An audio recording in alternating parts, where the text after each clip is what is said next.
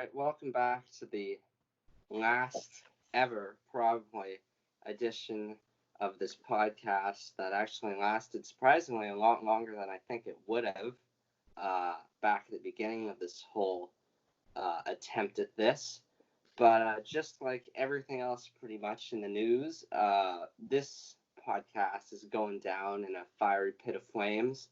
I don't think that's overly shocking. But it's disappointing, I guess. But hey, we've made it this far. 22 episodes. A lot of time wasted, I guess, now. So it was something to do anyways. But following the pattern of everything that's going on in the world, of teams and leagues folding and people dying and things all going crap, this fits right in.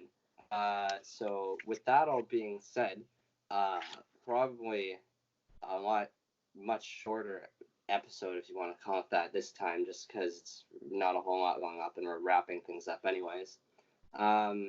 Leaving last week, I mentioned I think we were going to do round 3 of trivia. That just never came to pass given what's been going on. So unfortunately, that won't be happening, much to my dismay. Our little attempt at seeing how poorly the Blue Jays do in the game also is wrapped up and done. But hey, at least the MLB is doing an official one now, so we can stream and cheer on Bo Bichette and all that. But that's another story for another day. May as well just jump right in, finish right off right here. Not a whole lot of, news, so to speak. A lot of really depressing, I guess, stuff that's coming out everywhere. Probably headlined by the unfortunate passing of Edmonton Oilers forward Colby Cave, which was right out of nowhere. He had to go in for emergency brain surgery to remove a cyst. He was put in a medically induced coma. He was taken out of emergency care. That was only Tuesday too, right? Yes, it was Tuesday at Sunnybrook here in Toronto, and then he had a brain bleed back in the coma, or during the coma, I should say, and unfortunately he didn't make it, which was just another addition to the depressing nature of the last couple weeks of in the sports world. But that was really recent. It's just brutal to hear about because it's he was 25. He was such 25. A young guy. And I mean, it's brutal to hear about for anybody.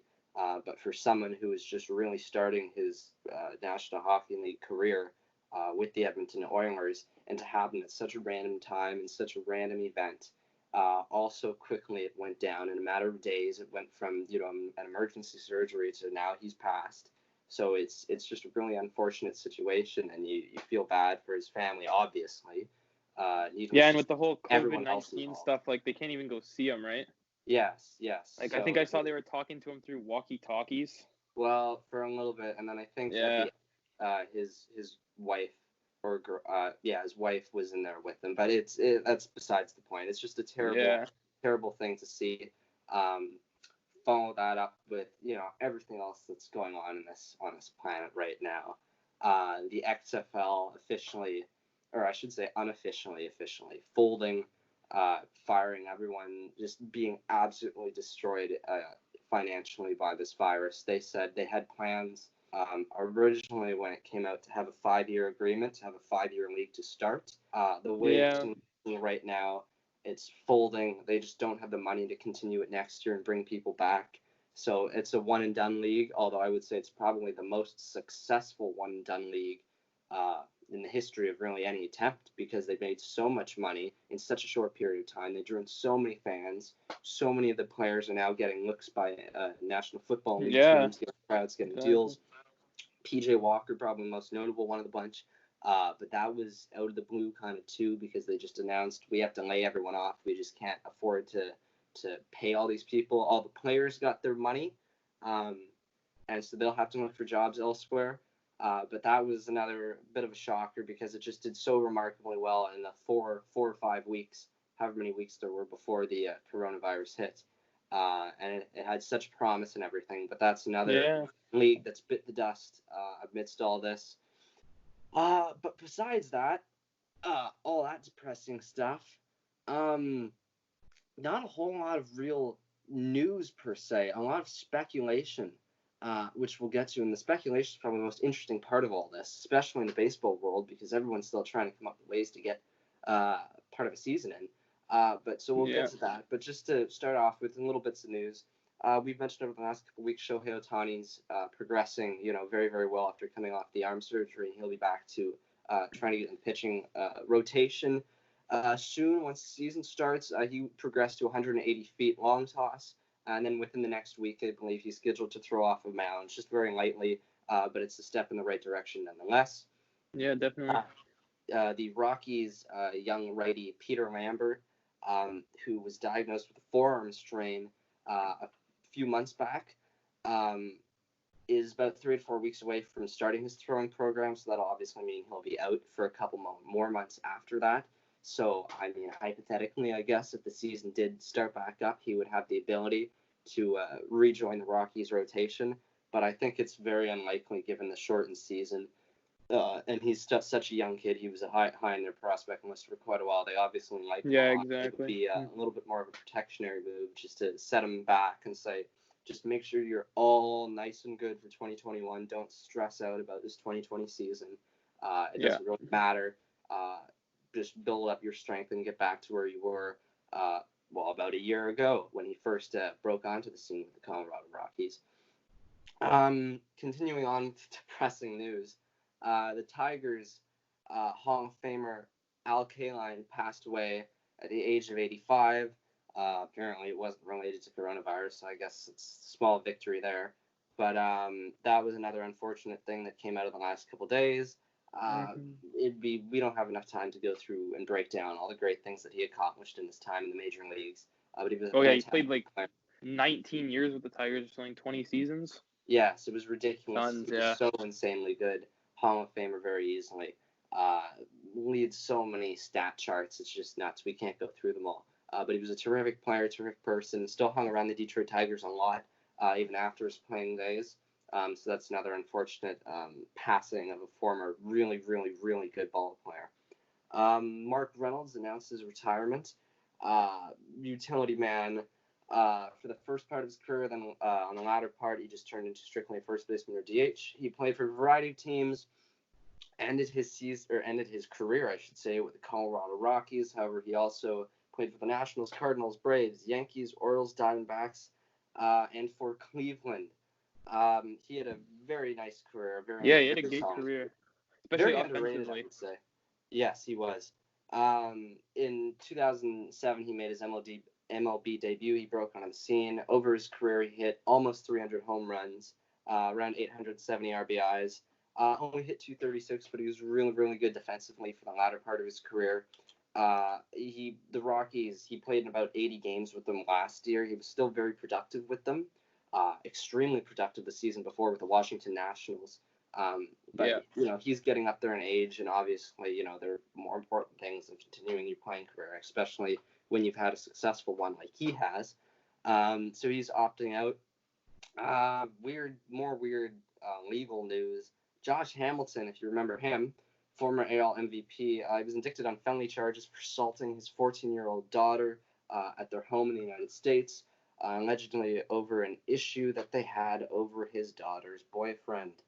So that's really, really dumb. Hamilton, obviously, a power-hitting maniac early on in his career. Yeah, he had like 50 homer seasons. Yes, ridiculously good, won the MVP. Then he took drugs, and obviously you went right downhill from there. And this is just adding on to the laundry list of issues that he's had over the recent last couple of years. And then sticking with the idea of speculating about what the hell is going to happen with the Major League season, two very large and very unique ideas were brought out over the last week or so. Trying to get as many games as you can. Where are they going to happen? When are they going to happen? All that sort of thing, the logistics behind it. So the two main ideas, I'll start with the first one. Somebody pitched the idea that they could be having the entire MLB season, whatever it is, however long it is, in Arizona using Chase Field and then all the surrounding Cactus Field locations, spring training facilities and all that, obviously with no fans. But that's players self-isolated, I believe. Self-isolating, yeah. The major downside to that is you are going to be in such a cramped area for such a large period of time without the ability to see your family in person. You'll be stuck in a very small facility because they're going to try and keep all these teams and players isolated. You're going to be with the exact same group of people the entire time. And then you have to, above all that, still compete to the highest level you can and try and win in a very different atmosphere in one city, one state only. And, spring training facilities, I hate to say it, are not the same thing as playing in major league ballparks. They're not as well maintained. It's the same atmosphere. Nothing will be the same atmosphere, obviously, but a spring training with no fans, a whole different level of weirdness. That's one idea. The other idea that seems almost a little bit more plausible that was pitched was eventually divvying up the teams into the Grapefruit and the Cactus League divisions and using that instead of using the American League and National League, use the Cactus and Grapefruit Leagues. Similar sort of standings and who gets in the playoffs and all that. However, obviously entirely new divisions. I think the Blue Jays would be in a division with Pittsburgh, Philly, the Yankees, maybe Houston themselves or something like that. All new division. Each division will be correlated to a specific area of, for example, for the Blue Jays in Florida. Therefore, they'd be playing in one or two ballparks, spring training ballparks, TD Field, Clearwater, that sort of area. I doubt they'd play in Tampa. But it's an interesting idea because it would be totally new divisions. You would have teams like the Padres who are playing in such a tough division with, the offensively gifted Rockies, the Dodgers, how good they are, and the Arizona Diamondbacks who are going to make a push. They'd be getting into a division with much, much weaker teams. So it would really, really boost a few teams, abilities to try and, make the playoffs or whatever it comes out to. Whatever you can call it, yeah. Yes, and it would be a one-year thing, obviously, but it's an interesting idea. I think both are really, really good steps in the right direction in an attempt to try and figure all of this out, because we're getting to that point where, a lot of people are still saying just scratch it, call it, nothing's going to happen, who cares?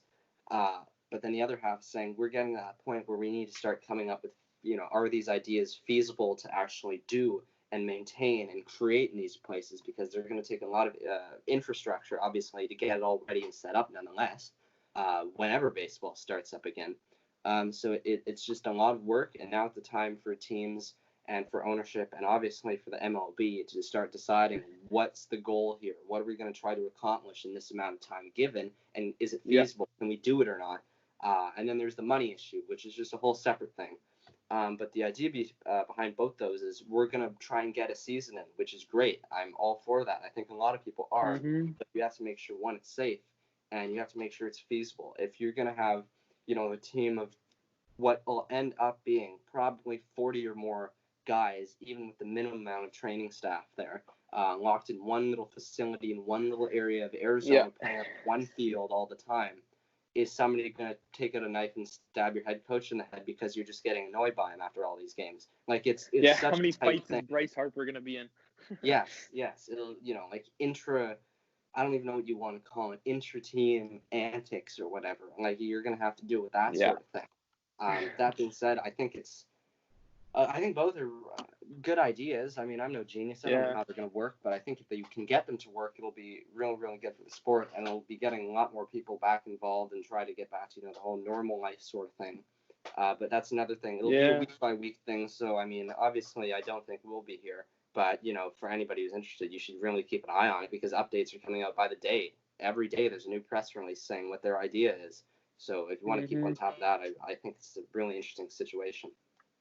Jumping to the NFL, the one league who has not really been affected by this in the very least, the Texans made another trade. Surprise, surprise. They got wide receiver Brandon Cooks and a future 4th-round pick from the Rams in exchange for a 2020 second-round pick. Cooks will be their new wide receiver one with the trade Cardinals DeAndre Hopkins. Cooks had 4 1,000-yard seasons before 2019. Fell off in 2019, only had around 500 or 600 yards, but he's still only 26. He was a former first-round pick. He'll be alongside wide receivers Randall Cobb, who they recently got, Will Fuller, who they've had for a while, and Kenny Stills, who they got from the Dolphins 2 years ago. It's a really solid wide receiver core. Obviously, none of those guys are DeAndre Hopkins. I don't think they expect him to be DeAndre Hopkins. But Brandon Cooks certainly has the potential to be that guy. He's a deep threat. He's really, really fast. Randall Cobb still has some juice left in him. and Kenny Stills and Will Fuller are both really, really speedy, long threats down the side of the field. So I think they're actually doing a pretty good job of getting, I think, solid wide receivers there. That being said, none of them are DeAndre Hopkins. Yeah. The issue. So I mean, everyone's assuming Brandon Cooks can bounce back because he's had so many good seasons. Right after he broke into the league, he was amazing for so long, and last year was his first real down year. And I think the Texans giving up a second-round pick for him, I think that's not a bad trade-off, given the need you had after losing DeAndre Hopkins. So I think I think that's a really good decision for them, or a really good trade for them, I should say. The Buccaneers announced they were unveiling their new uniforms that look exactly like their old uniforms before the last ones they had, if that makes any sense. They announced they have the 3 main jerseys and a bunch of alternate ones with, white top, white bottom, black top, white bottom, all that sort of thing. Yeah. But they're very, very similar to the jerseys they wore during their Super Bowl run in 2002. And then obviously a little bit after that, they switched to the ones they've been using recently. But if you take away the ones that they used recently, they're almost exactly the same as their old ones. So I think they look good, but I don't think it's anything ridiculously new. Obviously, last week we announced, Atlanta had recently put out their new uniforms, and they look pretty much, relatively the same to their old ones too. So I don't know if it's a thing, but a thing, it's something to sell jerseys, get money. It's all financial. Yeah, bring in Tom Brady, new jerseys. Yeah, for the money. Hyping up the season that may never actually happen.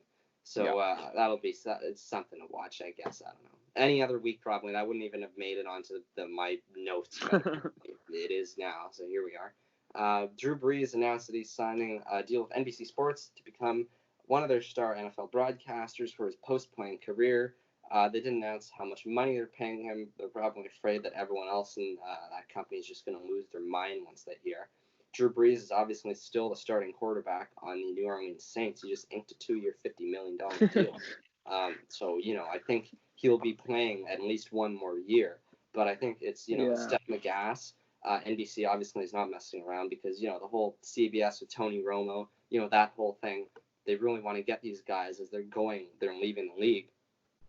And I think Drew Brees is probably going to be a good guy to get because every interview they've done, he seems very talkative. He seems very friendly. He seems like he would be a good play-by-play voice. Yeah. Continuing with the theme of weird legal issues, this is the second league in a row I think we've talked about where that's happened. Former Titan Chris Johnson was accused of funding murder-for-hire revenge shootings in 2016. Ended up with 2 guys killed. And obviously Chris Johnson said, no, I didn't do that. But I think it's weird to just come out of the blue and accuse a former football player of, being a part of killing 2 people. So I think there's probably something to that story. Obviously, no one really knows what's going to happen. But it's an interesting story nonetheless. Maybe not interesting for Chris Johnson if he did do it, but interesting for everyone else. Yeah. It seems like there's always some bit of news like that, or somebody beat somebody up, somebody shot somebody in the NFL. Like it's a continuous, never-ending cycle of lunatics who are doing all these things. I mean, I guess innocent until proven guilty, but I have a feeling there's probably going to be something that comes out of this that says, some guilt was involved. Yep. Jumping to the NHL, quickly wrapping things up. The Kings signed Curtis McDermott to a 2-year, $1.75 million deal. He's not very good, but he got another deal, so good for him, I guess. And it's the Kings, and they need guys who can actually just skate. They don't have a whole lot of guys that are NHL ready yet. Former Vancouver Canuck Nikolai Goldobin signed with CSKA Moscow to a 2-year deal. That's in the KHL, if you didn't already know. He was playing for the Utica Comets in the AHL last year. He's only 24.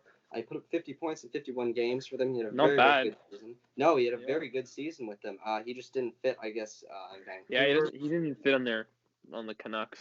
Yeah. He's only 24, though. He still is obviously just getting started, having 50 points in 51 games. It's almost a point a game. And I know it's just the Utica Comets in the AHL, but CSKA Moscow is a very, very good team and a very, very good KHL league. And I have a feeling he'll be back. Yeah. Oh, he'll definitely be back. I wouldn't be surprised if the Canucks re-signed him after his 2 years were up in CSKA because I think he was just put on such a show last year. Exactly. And he was a high prospect for them for a while. And obviously there was falling out. He didn't get to the NHL. He wasn't getting playing time. Yada yada yada. We've heard it all before. But I think going to Moscow is a good idea for him.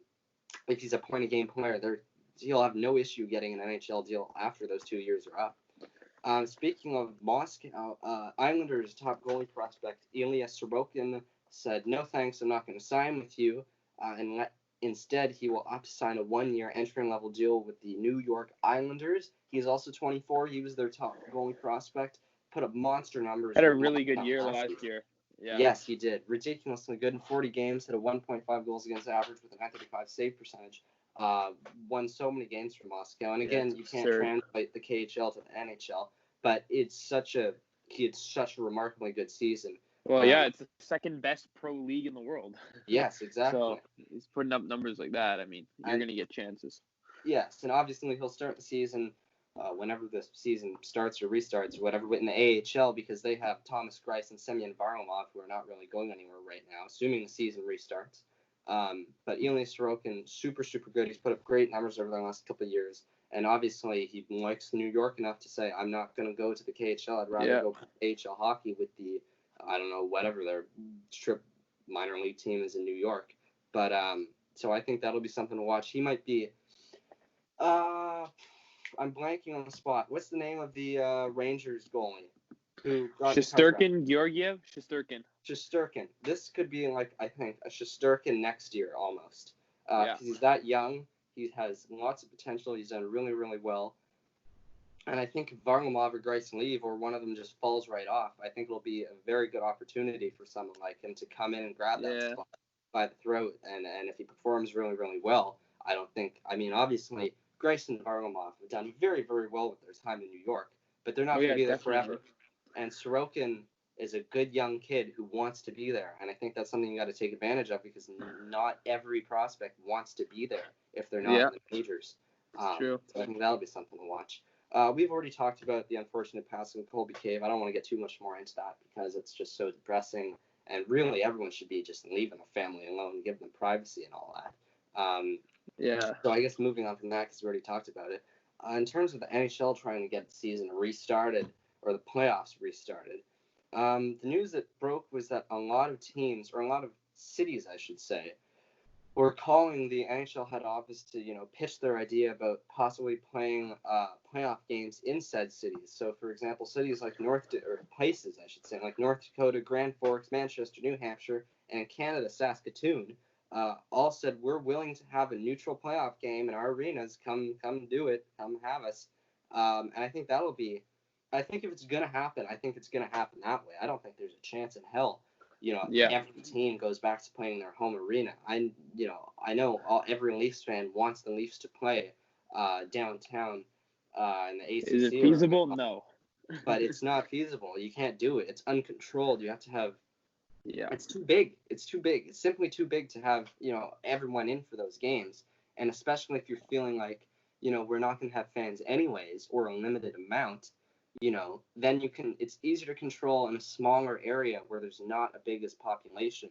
So then at least if something bad happens, God forbid, it's more controlled. And obviously they're not going to be doing it if they think something bad can happen. But worst case scenario, if it does, it's better to be in a small controlled area than it is to be in downtown Toronto where everyone's losing their minds. And you're telling me that a Leafs playoff game is going down in Scotiabank Arena and there's not going to be people outside? Like, regardless of whether it's being shown on the TV, like, I feel like that sort of thing brings gatherings. And there are people, like, ignorant enough to do that.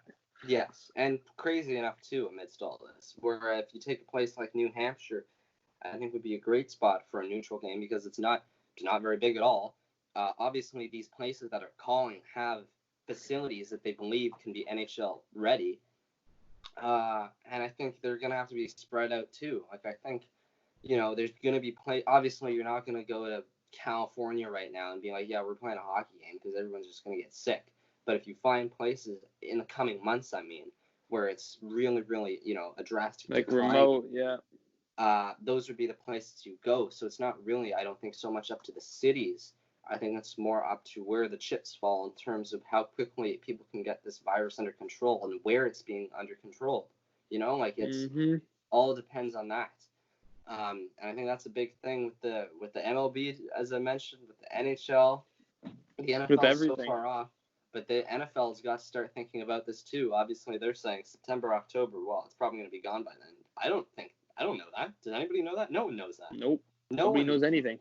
No one knows that it's going to be gone. There's no set date. So it's nice to say, we're prepping like everything's going to be normal.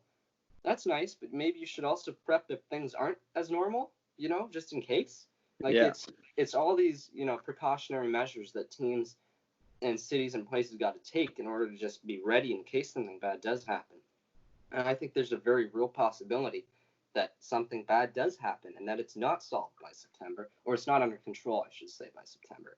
And I know the U.S. is making a debauchery out of this whole thing, and that's a whole another debate for another day.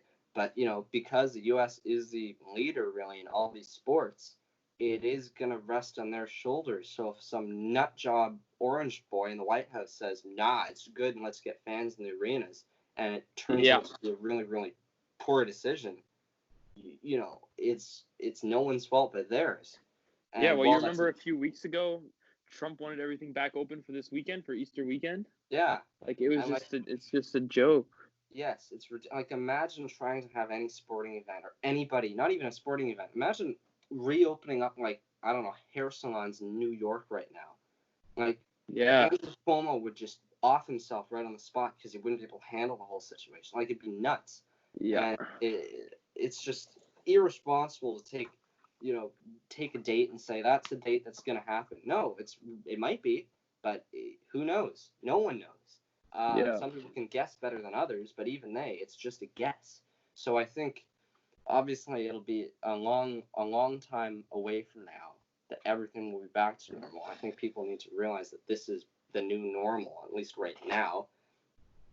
Stay inside and listen to people. Don't do stupid shit. It's a very easy thing to do. It's a very easy thing to follow. The majority of the people in these cities are so goddamn lazy that they complain about going out anyways when you have the chance. They'll just take that mentality and just shove it right up your butt and stay inside right now. It's such an irresponsible thing that people are doing. In the U.S., all these, I know it's Easter, right? So it's religious, or I don't know the whole story behind it, but apparently it is. But all these people going to church today or whatever, it's one congregation of these idiots, these morons, one person gets sick, and suddenly, you have a small town that's dealing with this that is even less prepared than somewhere like New York that can't handle it. So it's such a messed up situation that people don't. Yeah, you're gonna screw over a community hospital. Yes, yeah. Well, you screw over the population if a lot of people die, right? Because it's very possible, but that could happen. And obviously, each city's dealing with their own way, and the U.S. is so far different than anywhere else right now in terms of dealing with this. It's just unfortunate that all these places happen to be, centered right in the middle of the United States, and they control pretty much the decision making on a lot of these things.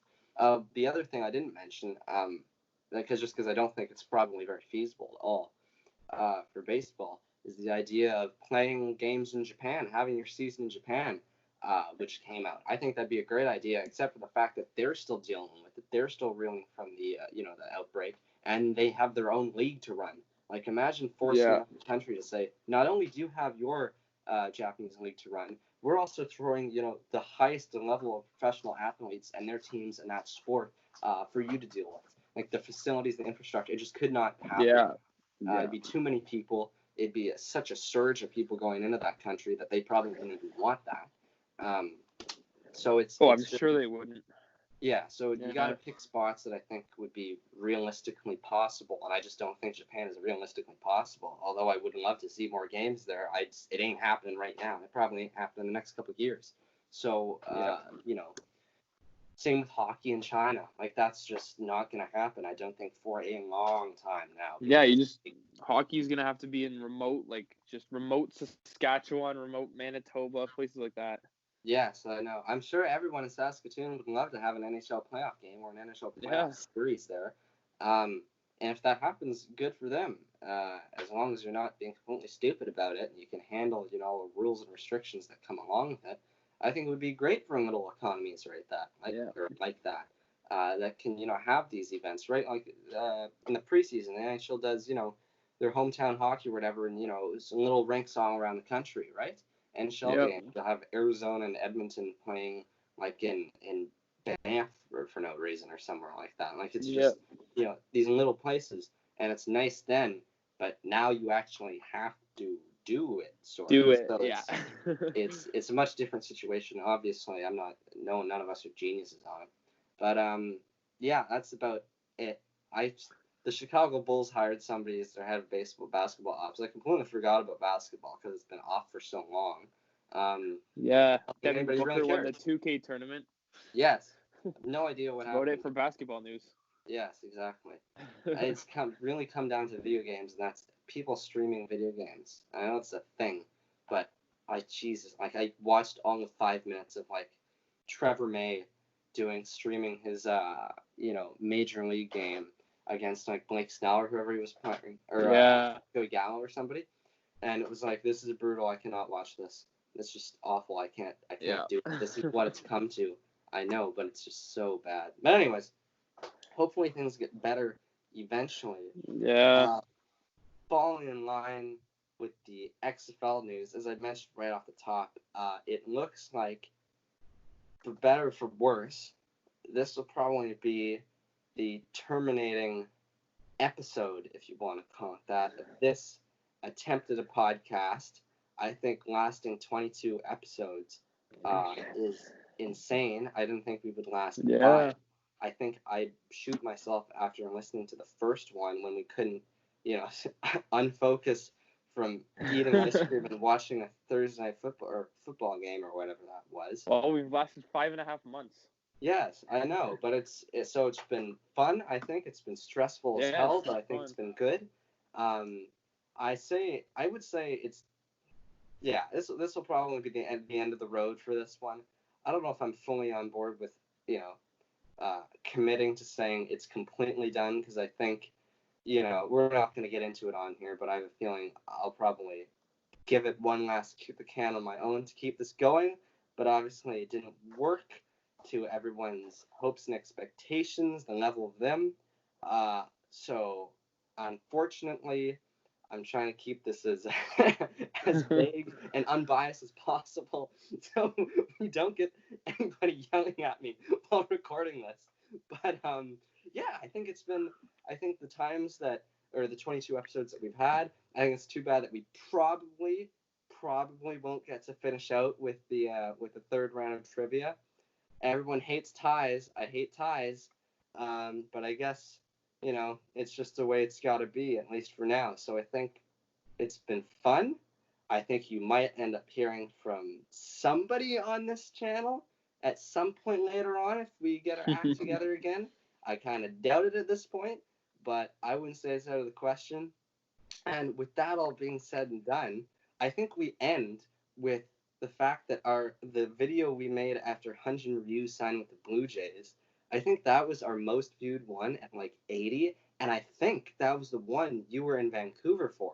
I think that was I don't think I was here. I think the administrator was with me in my basement, and we were recording that one. And I think we had like 3 in a row there. The one before Ryu, and the one right after. I think we're all like our highest views at like 60, 80, and 65 or something like that. So obviously we didn't take off the way we wanted to. And I have a feeling most of those views are probably just because we included Hunjin Ryu in the name and everyone YouTube. Yeah. But nonetheless, it's been relatively good, I think, overall. And I have no idea how to conclude this, because it's weird to think that there may not be another one. But I guess I'll end it with maybe you'll hear from someone later on. Maybe you won't, and maybe we'll talk to you then.